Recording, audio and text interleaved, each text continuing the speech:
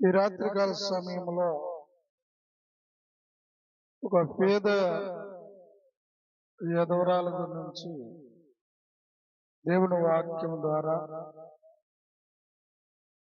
ఒక అనుభవం ద్వారా మనము తెలుసుకుందాం. మొదటిగా ఒక అనుభవంలో నుంచి మనము తెలుసుకుందాం.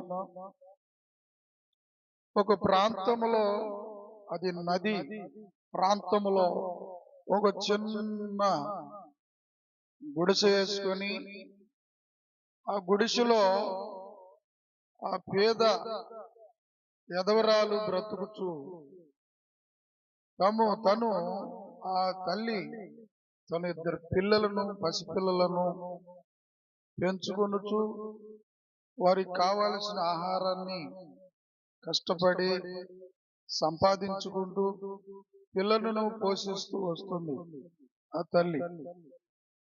ఆమె చేసే పని ఏంటి అంటే, సముద్రం ఒడ్డున చేసే పని ఏంటంటే, నది పక్కన ఆమె ఒక పిండి మెత్తగా జిగురొచ్చేలాగా చేయటం, చిన్న చిన్న ఉండలతో చేసుకొని ఆ తల్లి ఆ నదిలో యాటలు చేసి ఒక పడవ చేపలు పట్టే నదిలో ఉన్న వారికి ఆ యొక్క జిగురు కలిగినటువంటి ఆ పిండిని ఇచ్చినప్పుడు, ఆ పడవలకు రంధ్రాలైనప్పుడు ఈ జిగురు అనేటువంటి దాన్ని కరిపించుకొని వారి పడవల్లో వారు జీవించేవారు. అది ఆ తల్లి రోజుకి ఒక 100 రూపాయలకి అమ్ముకునేదంట. ఆ పిండి ఉండలు చేసి ఆ పడవలు యాటలు చేసే వారికి ఆ పిండి ముద్దలు ఇచ్చి, ఆ ముద్దలకు వచ్చినటువంటి డబ్బులను పోగు చేసుకొని పిల్లలను పోషించుకుంటూ ఆ తల్లి జీవిస్తూ ఉందట.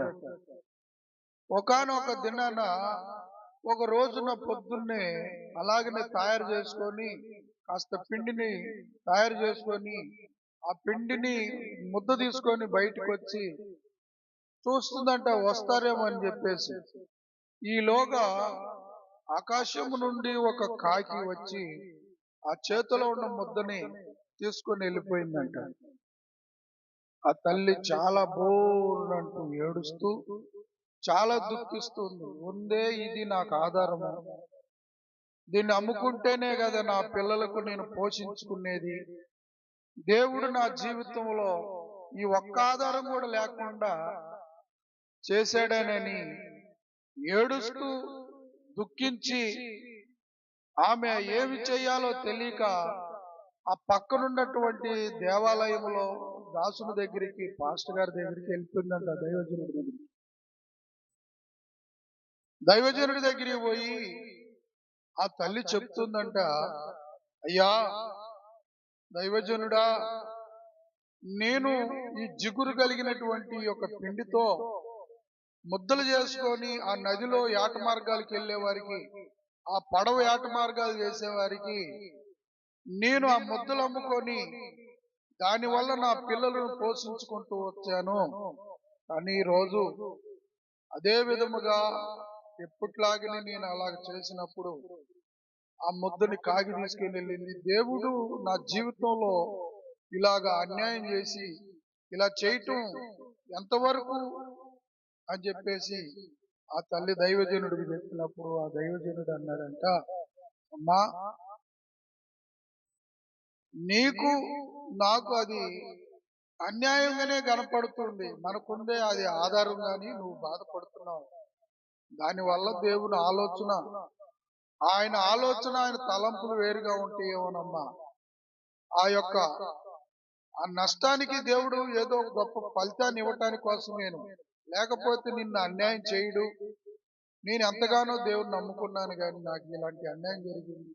నాకున్నది కాస్త నా చేతిలో చెప్పింది కాకి తీసుకుని వెళ్ళిపోయింది అని చెప్పి ఆ తల్లి ఆ దైవజనుడి దగ్గర ఏడుస్తున్నప్పుడు ఆ దైవజనుడు చెప్పినటువంటి మాట ఏంటంటే, మన ఆలోచన కాదు, అది దేవుని ప్రణాళికలో అది దేవుడు మనకి మేలు చేయటానికి కోసమే అనుకోవచ్చు కదా అని ఆ తల్లిని ఓదారుస్తూ ఉండగా ఈలోగానే ఒక నలుగురు ఏమో నదిలో నుండి వారు ఎంతో పరుగున ఆ పక్కనున్నటువంటి ఆ మందిరం కాడికి ఉరికొచ్చారట. ఉరికొచ్చి దైవజనుడా అని చెప్పాను అన్నప్పుడు ఈమెతో మాట్లాడుతూ ఈమె ఏడుస్తుంటే ఈమె ఓదారుస్తున్నటువంటి దైవజనుడు ఏందయ్యా అని చెప్పేసి అడిగినప్పుడు వాళ్ళు అన్నారంట, ఈ రోజున మేము బ్రతికి బట్ట కట్టామంటే, ఈ రోజున మేము బ్రతికినాము, ఇలాగా మేము ఇక్కడికి మందిరాని కాడికి వచ్చినామంటే అది దేవుని సంకల్పము, దేవుడు పెట్టినటువంటి మాకు భిక్షము. మమ్మలను ఈ రోజున దేవుడు మమ్మల్ని కాపాడాడు, మమ్మలను ప్రాణాల నుంచి దేవుడు కాపాడాడు అని చెప్పి అని వారు ఎంతో వేదనతో వచ్చి ఆ దైవజనుడి దగ్గర నిలబడినప్పుడు మీకేం జరిగింది ఏంటి అని చెప్పేసి ఆ దైవజనుడు అడిగినప్పుడు అప్పుడు వారు చెప్తూ ఉన్నారంటే, అయ్యా మేము సముద్రంలో యాటకెళ్ళాము, వస్తూ ఉండగా అలల చేత మా పడవలో ఉన్న ఒక చెక్క ఊడిపోయి నీళ్లు పడవలోకి రావటం మేము చూసాము. ఎంత ప్రయత్నం చేసినా కూడా ఇక మనం బ్రతకము, చనిపోతాము అనుకున్నటువంటి పరిస్థితిలో మేమందరం ప్రభువా మమ్మల్ని గనుక బ్రతికిస్తే, మమ్మలను కాపాడితే ఈ మరణం అని దేవునికి ప్రార్థన చేశాం. ఈలోగా మేము మోకాళ్ళు వేసి ఆ పడవలో మునిగిపోతున్న పడవపై ఆ రంధ్రంలోంచి నీళ్లు వస్తున్న సమయంలో మేము మోకాళ్ళు వేసి దేవునికి ప్రార్థన చేస్తే ఆకాశం నుంచి కాకి ఒక ముద్దని మా దగ్గరలోకి వచ్చి ఆ కాకి ముద్దని ఆ పిండి ముద్దని వేసినప్పుడు ఆ పిండి ముద్ద తీసుకొని మేము ఆ రంధ్రాన్ని గరిపించాము. దాని ద్వారా నీటి ఆగిపోయి మేము బ్రతికి నీ దగ్గరికి వచ్చాము. ఇదిగో మేము అనుకున్న మొక్కుబడి, ఇదిగో మేము దేవునికి పేదవాళ్ళకి అందించాలి, లేని వారికి అందించాలి అనేటువంటి అనుకున్న మొక్కుబడి 10,000 రూపాయలు ఇదిగో వారికి అందించమని ఆ యొక్క మూట తీసుకొచ్చి ఆ దైవజనుడికి ఇచ్చాడంట. ఆ తల్లి ఆశ్చర్యపోయి చూస్తున్నాను. ఆ తల్లి ఆశ్చర్యపోయి చూస్తుందంట. అప్పుడు అన్నాడంట, మా దేవుడు మనని అన్యాయం చేయటానికి కాదమ్మా నీకు చేసింది, దేవుడు మరొక ద్వారమును నీకు దేవుడు, ఆయన ఆలోచనలు వేరు, ఆయన తలంపులు వేరు. దేవుడు ఒక మార్గాన నిన్ను ఒక స్థితికి తీసుకురావాలని ఉద్దేశించి కాకి ద్వారాగా మరొక విధముగా నీకు మేలు చేయాలని నీ చేతిలో ఉన్నటువంటి ముద్దను కాకి ద్వారాగా తీసుకోవటం జరిగింది. ఆ ముద్దే మరణంలో ఉన్న వారికి ఉపయోగపడటానికి కోసం దేవుడు ఆ రీతిగా చేసి, నీవు 100 రూపాయలు పద్దాకలు అమ్ముకుంటే నీకొచ్చేది ఎంత? ఆ ముద్ద వల్ల 100 రూపాయలు వస్తాయి. అదే దేవుడు ఏం చేశాడు, ఆ 100 రూపాయలకు బదులు 10,000 రూపాయలు నీకు మేలు చేశాడు. దేవునికి స్తోత్రం. ఆ తల్లి ఎంతో సంతోషం పడిందంట. ఎంతో దేవుడు నన్ను అన్యాయం చేశాడు, నాకెంతో నా పిల్లలు ఈ రోజున ఎంత ఆకలితో ఉంటారని బాధపడితే దేవుడు గొప్పవాడు, మనకు తెలియనటువంటి స్థితిలో దేవుడు ఈ యొక్క విధంగా చేశాడని ఆ తల్లి సంతోషపడినాడు. దేవుని నామానికి మహిమ కలుగును గాక. కనుక ప్రియమైన దేవుని బిడ్డలారా, బైబిల్ గ్రంథములో ఒక మాట మనము చూద్దాం. పరిశుద్ధ గ్రంథములో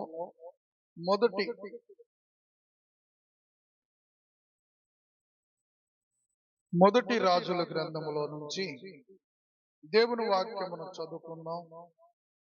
ఈ సమయంలో 17వ అధ్యాయము 12వ వచనాన్ని చదువుకుందాం. 17వ అధ్యాయము మొదటి రాజుల గ్రంథ పుస్తకములో నుంచి 17వ అధ్యాయము 12వ వచనాన్ని చదువుకుందాం. అందుకామె, నీ దేవుడైన యెహోవా జీవము తోడు, తొట్టిలోను పిండియు గుడ్డిలో కొంచెమును నూనెను నా యొద్దనే ఉన్నది గనుకని ఆ, అప్పుడు 17 అధ్యాయము 12 వచనం, 17, 12 చదవ. అందుకు ఆమె, నీ దేవుడైన యెహోవా జీవము తోడు తొట్టిలోను పట్టెడు పిండియు బుడ్డిలో కొంచెము నూనెయు నా యొద్దనున్నవి, అప్పం ఒక్కటైనను లేదు. నీవు చావక ముందు నేను ఇంటికి పోయి వాటిని నాకును నా బిడ్డకును సిద్ధమును చేసుకుని వలనని కొన్ని పుల్లలను వేరుటకును వచ్చితినెను. అప్పుడు ఏలియా ఆమెతో ఇట్టనెను, భయపడవద్దు, పోయి నీవు చెప్పినట్లుగా చెయ్యుము. అయితే అందులో నాకొక చిన్న అప్పమును మొదట నాకు చేసి నా యొద్దకు తీసుకొని రమ్మని, తర్వాత నీకును నీ బిడ్డకును అప్పములను చేసుకోనమని, భూమి మీదను యెహోవా వర్షం కురిపించినంత వరకును ఆ తొట్టిలో ఉన్న పిండియు తక్కువ కాదు, బుడ్డిలో నూనె అయిపోదని ఇశ్రాయేలీయుల దేవుడైన యెహోవా సెలవిచ్చి ఉన్నాడని ఆనెను. దేవునికి స్తోత్రం. ఏమైపోదట? పిండియు నూనెయు కరిగిపోదు, అయిపోదు అన్నాడు. మొదటగా ఏమంటున్నాడు? ఆకలితో ఉన్నాడు గనక ఆయనకు దేవుడు ఏం చెప్తున్నాడు? నువ్వు వెళ్ళయ్యా, సరపేతుకు వెళ్ళు, అక్కడ ఎదవరాలు ఉన్నది, ఆమె యొద్దకెళ్ళు, నిన్ను పోషిస్తానని దేవుడు ఏలియాతో చెప్పాడు. ఆయన ఎక్కడున్నాడు? ఏలియా ఎక్కడున్నాడట? కెరేతు వాగులో ఆయన ఉన్నాడు. కాకోలంతో ఆయన మాంసమును రొట్టె ముక్కలను తినుచూ ఉన్నాడు. దేవుని చెప్పినటువంటి ఆ యొక్క స్థలములో ఉన్నాడు. ఆ తర్వాత దేవుడు ఏలియాతో చెప్పిన మాట ఏంటంటే, ఎదవరాలు ఉంటది, ఆమె యొద్దకు వెళ్ళయ్యా, ఆమెను ఆశీర్వదించు అని చెప్పాడు. ఆమె నిన్ను పోషించుద్ది అని చెప్పాడు. చూసారా ప్రియమైన దేవుని బిడ్డలారా? మనం అనుకుంటాం ఈ యొక్క ఎదవరాలను పోషించిన దేవుడు.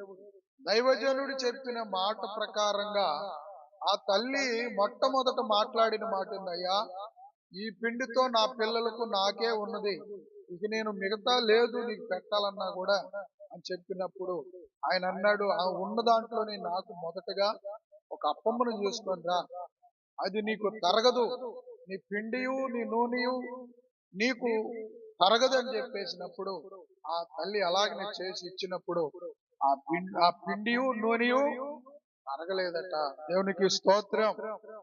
ప్రియులారా, ఈ రాత్రికాల సమయంలో అయిపోయిందని, మనకు లేదని మనం కూడా అలాగ అనుకున్నట్లయితే దేవుని యొక్క ఉద్దేశాలు ఎలాగున్నాయో, దేవుని యొక్క చిత్తం ఎలాగున్నదో ఈ రోజున మనకు లేవనుకోండి, ఈ రోజున మనకు జరగట్లేదు అనుకోండి, అది ప్రభు యొక్క కృప చేతను దేవునికి కృతజ్ఞులుగా దేవుని స్తుతించు వారుగా ఉంటే ప్రభు ఏ విధంగా అయినా కూడా మనకి తీసుకొస్తాడు. మనం అనుకోవచ్చు ఇంకాసేపటికి మనకు రైసు లేదేమో, ఇంకాసేపటికి మనకి ఏమి లేవు అని మనం ఆలోచించినట్లయితే దేవునికి ఇదన్నీ తెలుసు. దేవుడు ఆయన ఎలాగా పోషించాలనుకుంటున్నాడో నువ్వు ఎవరిని అడగపోయినా దేవుడు పోషించగలిగిన దేవుడు. ఏలియాను పోషించిన దేవుడు, ఆ ఎదవరాలను పోషించిన దేవుడు నిన్ను నన్ను పోషించలేడా? పోషిస్తాడు. ఈ రాత్రికాల సమయంలో దేవుని ప్రకారంగా, దేవుని చిత్తానుసారంగా, దేవుని యొక్క చెప్పినట్టుగా, దేవుడు ఏది చేయమన్నాడో, దేవుడు ఏ విధంగా ప్రభువు మాట్లాడాడో ఆ మాట ప్రకారంగా ఎవరైతే చేస్తారో దేవుడు వారి జీవితంలో ఈ అధవరాలకు చేసిన గొప్ప కార్యము వారి కుటుంబంలో ఏది కొదువు లేకుండా సమృద్ధిగానే ఉంటది, సమృద్ధిగానే ఉంటది. మనకన్నా ముందుగా ఈ లోకంలో, ఈ ప్రపంచంలో ఒక దైవజనుడు ఉన్నాడు. ఆ దైవజనుడు ప్రార్థన చేయటమే తెలుసంట గాని ఎదురు చూడటం తెలియదట ఆయనకి. ఆయన నేర్చుకుంది ఏంటంటే మోకాళ్ళు వేసి ప్రార్థన చేయటమే. ఏది కావాలన్నా మోకాళ్ళు వేసేవాడు, ప్రార్థన చేసేవాడు. పెద్ద బహిరంగమైన కూటం పెట్టాలంటే సరే ప్రభా నువ్వు పెట్టమన్నావు నేను పెడతాను అని చెప్పేసి అందరికీ కబురు పంపించాడు. అతనితో ఉన్నటువంటి ఒక వ్యక్తి అన్నాడంట, చూసి అయ్యో మరి చాలా మంది కబురు ఉన్నది, చాలా వందల మంది వస్తారు, వారికి భోజనం ఎట్ట అని చెప్పేసి ఆలోచన చేస్తూ ఉంటే ఈయన అన్నాడంట, ఏంటయ్యా ఎలాగయ్యా అని భయం పుడుతుందంటే ఈయనకి. ఈయన అంటున్నాడంట, మీరేం భయపడబాకండి, దేవుడు ఎలాగ చెప్పాడు అలాగే ఆయన పని ఆయన చేసుకుంటాడు, మనం ప్రార్థన చేయటమే మన వంతు అన్నాడంట. అసలు ఈయనకి ఆడ భయం లేదు అని చెప్పేసి ఆలోచన చేస్తుంటే ఆయన ప్రార్థన చేయటం వదలలేదంట, మోకాళ్ళు చేయటం ప్రార్థన చేస్తున్నాడంట. అయ్యా అవ్వా మీరు చెప్పారు, నేను పెట్టాను, పిలిపిమన్నా పిలిచాను, ఇక నీ చిత్తం ప్రభా, వారికి ఏది కావాలో, వారికి ఆకలైతే ఆహారం, దప్పికైతే మంచినీళ్ళు, వారికి ఏది కావాలో మొత్తం నువ్వే చూసుకో ప్రభా, నేను చెప్పటం వరకే, నీ మాటలను వారికి బోధించడం వరకే ప్రభా అని స్టేజ్ మీద ఇలాగనే నిలబడి ఆయన దేవుని ప్రసంగం చేస్తూనే ఉండేది. ఈయనంట ఆ యొక్క వంటశాలలోకి పోవటం రావటం, అక్కడ దేశాలు లేవు, అన్నం లేవు, రైస్ లేవు, కూరలు లేవు. అడిగి పోతా ఉండు, జనాలు చూస్తా ఉండు, వస్తా ఉన్నారు, జనం వస్తా ఉన్నారు, కూర్చుంటా ఉన్నారు, ఆ స్థలం మొత్తం నిండుతూ ఉన్నారంట. వాళ్ళు ఈయనేమో పోతా ఉండు, వంటశాలకు పోతా ఉండు, వస్తా ఉండు, వంటశాలకు పోతా ఉండు, వస్తా ఉండు. ఈ విధంగా జనమంత సభ మొత్తం నిండిపోయింది. ఈయన చెప్పే ప్రసంగానికి అసలు వాళ్ళు కదులు కూడా కదులాడతలేదట. దేవుని మాటలకి అక్కడ ఆలకిస్తూ ఉన్నారట. దేవుడు అనుకోని రీతిలో ఒక దేవుని యొక్క బిడ్డతో మాట్లాడాడు. ఇదిగో నా కుమారుడు సకల ప్రజలకు దేవుడు నా మాటలు తెలియపరుస్తూ ఉన్నాడు కనుక నీ వెళ్ళి వారికి కావలసిన రైసును, వారికి కావలసిన సరుకులు, వారికి కావలసిన కూరగాయలు మొత్తం వంటశాల, వంట ఉండే దేశాల కానించి సమస్తమును మొత్తమును నువ్వు తీసుకెళ్ళి సభకు అందించమని చెప్తుంది ఒక ధనవంతుడు. ఆయన లారీ నిండా వేసుకున్నాడు రైసు, కట్ల. ఒక చిన్న లారీకేమో కూరగాయలు దేశాలు మొత్తం వేసుకొచ్చి వంటశాలలో పెట్టేసి వండించి ఈయన గారు ప్రసంగం ముగించేసరికినే అక్కడ వంటలన్నీ అయిపోతున్నాయి. ఈయన ఆమెను అన్నాడంట, పోయి భోజనం చేయండి. ఈయన పోలేదు, చూడలేదు, ఈయన పోయింది భోజనం చేయండి. ఇతను ఏడు బాబు ఇంతవరకు ఈయన వంటకాడికే పోలేదు, అక్కడ వంటలే లేవు. ఈయన ఇప్పుడు వాక్యం ముగించేసి అక్కడే జనాల బాగుండని అప్పుడు మళ్ళీ పొడి సూర్తి పొగలు ఎగుతున్నాడు దేశాల్లో. అప్పుడు దేవునికి స్తోత్రం. ఎందుకో తెలుసా? నమ్ముతారా మీరు? నమ్ముతారా? నమ్మటం కొద్దిగా చాలా కష్టం కదా, నమ్మాలి. ఇశ్రాయేలు ప్రజలు అడవి ప్రాంతాల్లో వారికి ఎంత ఆహారం పెట్టాడు తెలుసు? ఆకాశం నుంచి ఆహారం నుంచి సమృద్ధి అయిన మాంసాన్ని వారికి ఇచ్చాడు. దేవునికి స్తోత్రం. ఆయన అడవిలోనే ఎక్కడ లేని వారి అడవిలోనే వారికి ఆహారం పెట్టిందంటే మరి ప్రాంతాల్లో పెట్టలేడైనా ఎవరితోనైనా మాట్లాడతాడు. ఆయన ఎవరితోనైనా మాట్లాడుతుంది, అంటే ధనవంతులతో మాట్లాడినట్టు చేసుకొచ్చి. మనకేముండాలంట?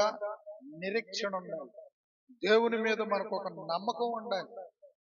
నా జీవితంలో నేను చాలా కొన్ని చూసాను, కొన్ని నా జీవితంలో కూడా జరిగింది.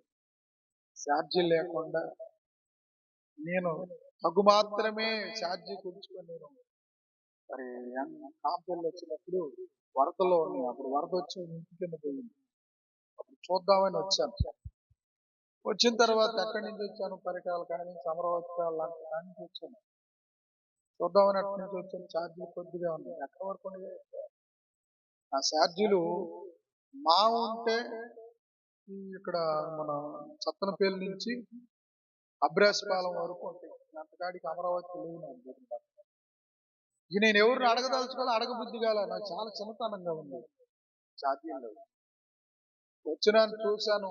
పాపం వాళ్ళు కలిగింది, వారు ఇచ్చినవి నాకు కొద్దిగా ముద్ద అన్నం పెట్టారు. అన్న పచ్చడేశారు, తిన్నా, ప్రార్థన చేశాను, వారిని సంతోషంగా మాట్లాడాను. ఇక నేను వెళ్తున్నానని చెప్పాను. సరేలయ్యా అంది. అప్పుడు ఊరు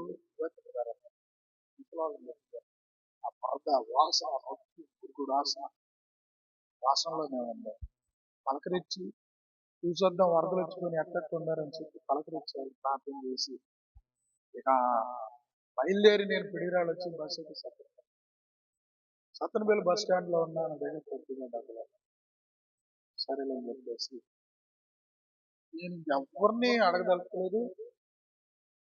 ఇక అక్కడి నుంచి బయలుదేరి చిన్నగా ఆ డబ్బులు ఎంతవరకు వచ్చినాయంటే సత్తనపల్లి అబ్రాస్పాలెం వరకు వచ్చింది. నేను అనుకున్నా అబ్రాస్పాలెం దాకా ఎట్టగట్ట వెళ్ళి అక్కడ మక్కోళ్ళు ఉన్నారు, ఏదో విధంగా వాళ్ళు అక్కడికి పోయి ఈ రాత్రి, ఎందుకంటే పగలన్న అయితే ఏదో ఒక పడవ ఏదో ఒక అడిగి లంకలో పోవు, పొద్దుగుకిన తర్వాత ఎవరు దాటేస్తారు, నేను గుళ్ళకాడ ఎక్క పండుకోవాలి అనేటువంటి ఆలోచన నాకు కలిగి నేనేం చేశానంటే ఇక్కడైతే మా అక్కయ్య వాళ్ళు ఉన్నారు, వాళ్ళ దగ్గరికి రాత్రి కలదాసుకొని రేపు పొద్దున్నే ఉదయం లేచి అవసరమైతే కాలినడకతో నడిచి వెళ్దాము అని చెప్పేసి అమరావతి నడిచి వెళ్దాం అని చెప్పి నిర్దేశించుకున్నారు. ఇలాగ నిర్ణయించుకొని అక్కడ వరకు 4 రూపాయలు పెట్టుకుంటే అబ్రాస్పాలెం వేరేని సత్తనపల్లి నుంచి. నేను పోయేసరికి మా అక్కోళ్ళు ఏం చేశారంటే ఆ రోజునే శనివారం ఏ రోజు వాళ్ళు ఏం చేశారంటే ఆ రోజు ఎప్పుడు అన్నం ఉంటుందంట, శుభ్రంగా తెల్లగా దోవి మొత్తం దాన్ని గోళి చేశారు శుభ్రంగా. ఏమి లేదు, వీళ్ళు పోయి అక్కడ ఉన్నారు, రైతులు ఇంట్లో టీవీ కాడ కూర్చొని ఎవరు లేరు. ఇంట్లో నాకు ఎప్పుడో చూసిన గుర్తు, ఆ గుర్తు ప్రకారంగా ఇంట్లో పోయి నా దగ్గర బ్యాగులో సంచి పట్ట ఉంటుంది, పట్ట వేసుకొని కడుపులో ఆకలవుతుంది, శనివారం కదా ఆకలవుతుంది, కళ్ళు బయర్లు కమ్ముకుని ఏం చేస్తాం, నెలకొండ పట్ట వేసుకొని పండుకున్న వాళ్ళే రాని తల కింద పెట్టుకోండి. వాళ్ళు 10 ఇంటికో 11కో వచ్చారు. సీరియల్ ఓరియల్ సినిమాలు వచ్చేసరికి నేను పండుకొని ఉండదు, పుట్టలేదు, ఏం లేదు, మామూలుగా నేను పండుకొని ఉన్నా. త్వరగా తీసుకొని వచ్చి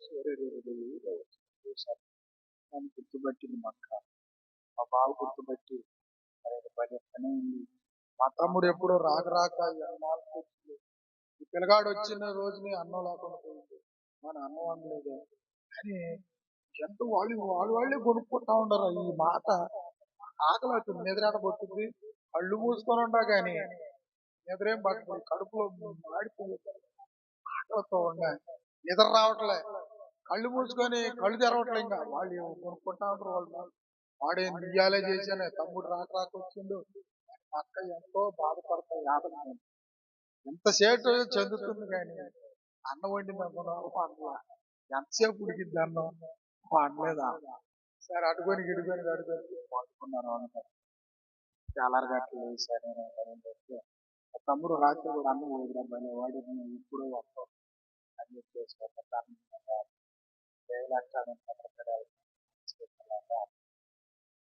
లేదు తమ్ముడు, సరే సరేనాక సరే మంచిదే జాగ్రత్తగా. సరే ఇంకా అక్కడే నిలబడి బస్సు ఎక్కితే బస్సు ఎక్కడానికి డబ్బులే కదా, అక్కడ మనం ముందుకు పోయినట్టుగా చేసి అంతే నడిచి వెళ్ళిపోదాంలే నాకు ఆలోచన నా మైండ్ లో పెట్టుకొని చిన్నగా రోడ్డు చూసుకున్నా. ఊరు దాటి వచ్చాను, మక్కోళ్ళు కొద్ది లెక్క చూశారు, బస్ స్టాండ్ దగ్గర ఎక్కువ అనుకున్నారు వాళ్ళు, కొద్ది లెక్క చూడండి ఇచ్చా, చిన్నగా అట్నే ఊరుతారు. ఈ అబ్రాస్పాలెం దాటి 1 కిలోమీటర్ నడిచిన తర్వాత ఇసుక లారీలు నడుస్తున్నాయి. ఓ లారీ ఉంటే ఆ లారీని అడిగి అయ్యా చేయెత్తిన తర్వాత 4, 5 లారీలు పోగా ఒక లారీ ఆగి ఏంటంటే, అయ్యా నా దగ్గర అయితే డబ్బు లేదు. నేను అమరావతి వెళ్ళాలి. కొంచెం డబ్బు కూడా ఇప్పించవయ్యా. సరే అని చెప్పి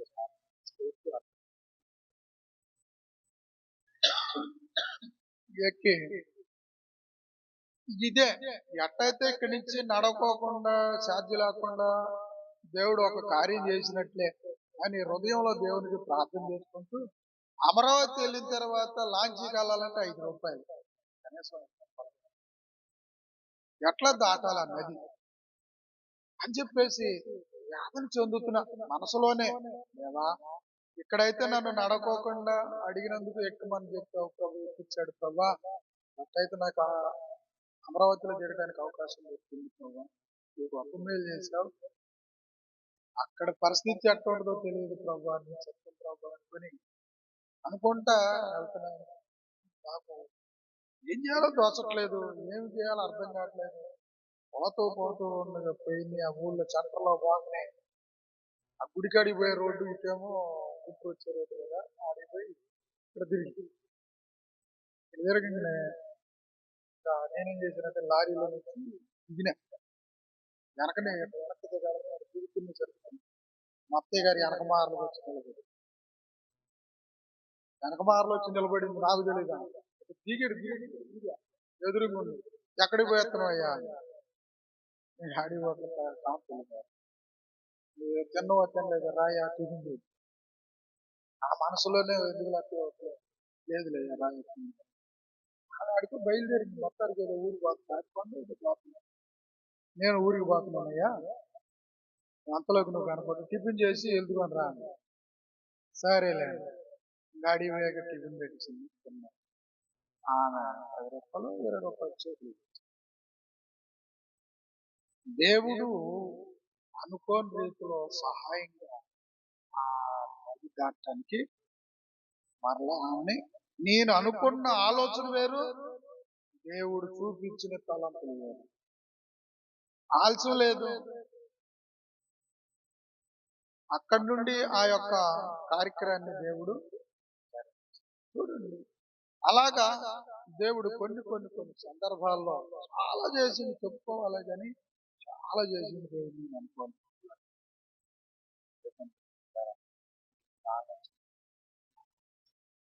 ఉన్నప్పుడు సంతోషం, బాధలోనే దేవుని మన విశ్వాసాన్ని మనం కోల్పోకుండా నిలబడి ఆ తల్లి ఉండిపోయింది. ఈ ముద్దే నా పిల్లలకి భవిష్యత్తు అనుకున్న తల్లికి ₹10,000 దేవుడు ఆ విధంగా దేవుడు ఆమెకి సహాయం చేసింది. ఎంత గొప్ప భాగ్యం ఈ అధవరాలకు. ఏలియా ద్వారా నీ బుడ్డిలో పిండియు నూనెయు నీ తొట్టిలో పిండియు తరగదు, సమృద్ధిగా ఉంటదని ఆశీర్వదించాడు. దేవునికి స్తోత్రం. దేవుడు మనకుందే ఇది ఇద్దే మనకుందో లేదో అనుకుంటాం. నిజంగా దేవుడు నీకు ఆ లేని దాంట్లోనే దేవుడు మెలకుండా చూస్తుంటాడు. ఇస్తావా ఇవా అనేది దేవుడు పరీక్ష. ఒక ఆమె లేని ఆమె ఒక్క కాసు తీసుకొచ్చేసింది.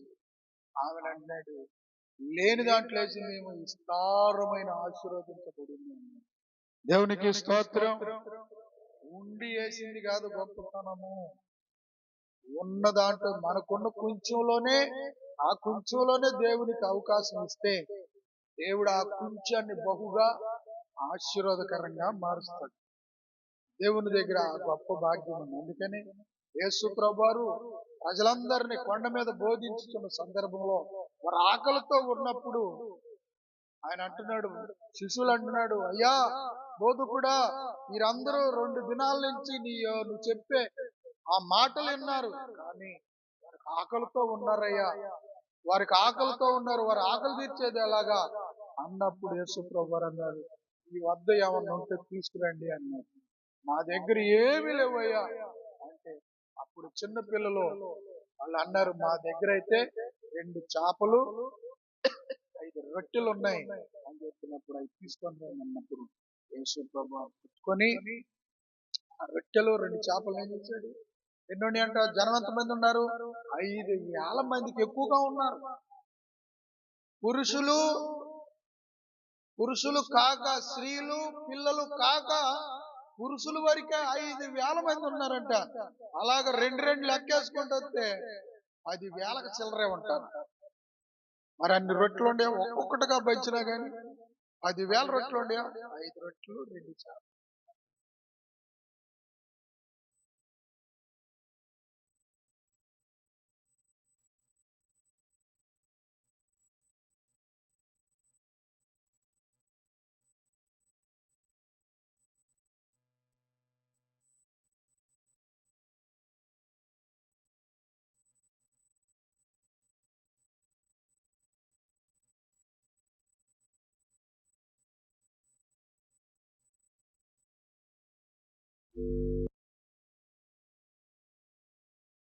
భారంతో వచ్చారు,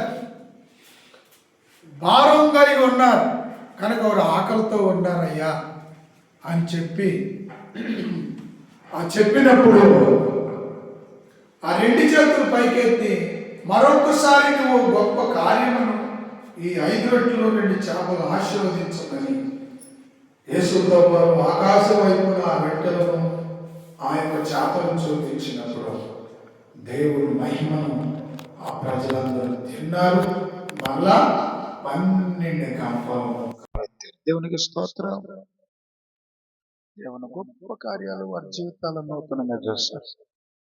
ఈ రోజున మనకు లేవని బాధపడకూడదు. దేవుని యందు మనం నిరీక్షణ కలిగి దేవుని కొరకు దేవునిలో విశ్వాస జీవితంలో మనం పట్టుదల కలిగి నమ్మకంగా ఉంటే దేవుడు ఏ విధంగా అయినా కానీ దేవుడు మన ఆకలిని తీరుస్తాడు, మన అవసరాన్ని ఆయన తీరుస్తాడు.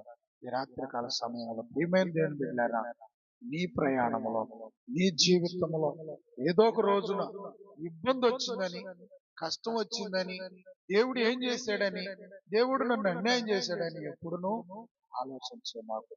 నష్టం వెనక మారల దేవుడు మేలే చేస్తాడు కానీ దేవుడు కీడు చేయడం.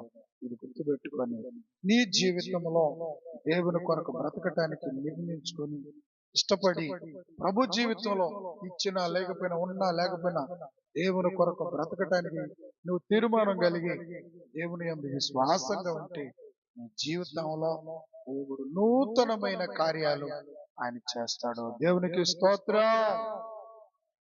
రాత్రి మాటలు దేవుడు దీవించును గాక. ఆమేన్. ప్రార్థన చేసుకుందాం. మహాపరిశుద్ధుడా, జీవాధిపతి నీకు వందనాలు.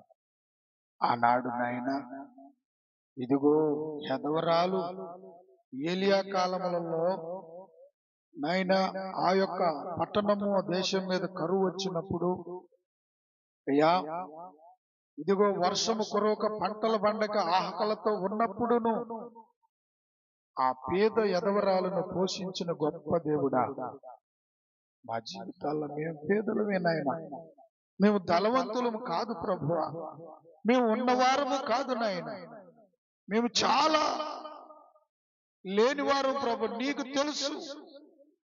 మా తల్లిదండ్రులు మాకేమీ ఇవ్వలేదు, మేము ఒట్టి చేతులతోనే ఉన్నాం. ఈ ప్రాంతానికి వచ్చాం ప్రభువా, అయ్యా మేము ఖాళీతోనే వచ్చాం. ఇక్కడ ఈ చిన్న చిన్న స్థలాలు కొనుక్కుంటూ నువ్వు చూపించిన మార్గములో నువ్వు ఇచ్చినటువంటి మాకు ఆ యొక్క ధనాన్ని బట్టి ప్రభువా అప్పులే కాని వడ్డీలకే కానీ తీసుకొని స్థలాలు కొనుగోలు చేసుకొని బ్రతుకుచున్నాం. దీని నుంచి మమ్మల్ని విడిపిస్తున్నాం. మమ్మల్ని నాయన ప్రభువా కాపాడుతున్నాను, స్తోత్రాలు. ఈ దినమును కూడా నాయన మాకు ఆకలికి మమ్మల్ని ఇబ్బంది కలిగించలేదయ్యా. చాలా సమయాల్లో అయిపోయినాయి అని లేవని బాధపడిన దినాలు ఉన్నాయి ప్రభువా. తెలిసో తెలియక అనుకున్నాం, మమ్మల్ని మన్నించండి దేవా. ఈ ద్వారమును మూసేస్తే మరొక ద్వారాన్ని తెరుస్తారు నాయన. ఒకటి నష్టం జరుగుతుందంటే ఆ నష్టం వెనక మార్ల మేలే ఉంటుంది అనేది మేము గ్రహించలేకపోయినాం. ఈ రాత్రి ఈ పేద యదవరాల ద్వారా ఏలియా ద్వారా మేము తెలుసుకొని ఉన్నాం ప్రభువా. నిజమే, మా జీవితాలను పోషిస్తారు, మా కొరకును మా పిల్లల కొరకును సమృద్ధినిస్తారు. మీరు చెప్పినటువంటి స్థలానికి నిలబడితే, మీరు చెప్పిన ప్రాంతం ఆ గ్రామంలో మేము ఉంటే మమ్మలను ఆకలికిని దప్పికిని నీళ్ళకిని ఏది కొదువు చేయు దేవా, నీకు స్తోత్రాలు. మేము ఒకప్పుడు వచ్చినప్పుడు ఈ స్థలములో నీళ్లు లేవు నాయన, ఎంతో అవస్థ పడ్డాం. ఇల్లు లేవు నాయన, స్థలాలు లేకుండా అవస్థ పడ్డాం. ఈ ప్రాంతానికి వచ్చినప్పుడు అయ్యా మీరు ఇచ్చారు చిన్న చిన్న గృహాలు, కొద్ది కొద్ది స్థలాలు ఇచ్చారు. నీకే స్తోత్రములు. దాహముతో గ్రామములోనికి వెళ్ళి దూరం వెళ్ళి నీళ్లు తెచ్చుకున్న దినాలు మాకున్నాయి. వారం రోజులు నీళ్లు లేక ఇబ్బందులు పడినటువంటి దినాలు ఉన్నాయి. ప్రభా, ఈ రోజున మాకు సమృద్ధి నీళ్లునిచ్చావు. బోర్నేసినట్లు నీ బిడ్డల ద్వారా మాకు వేయించింది దేవా, నీకు స్తోత్రాలు.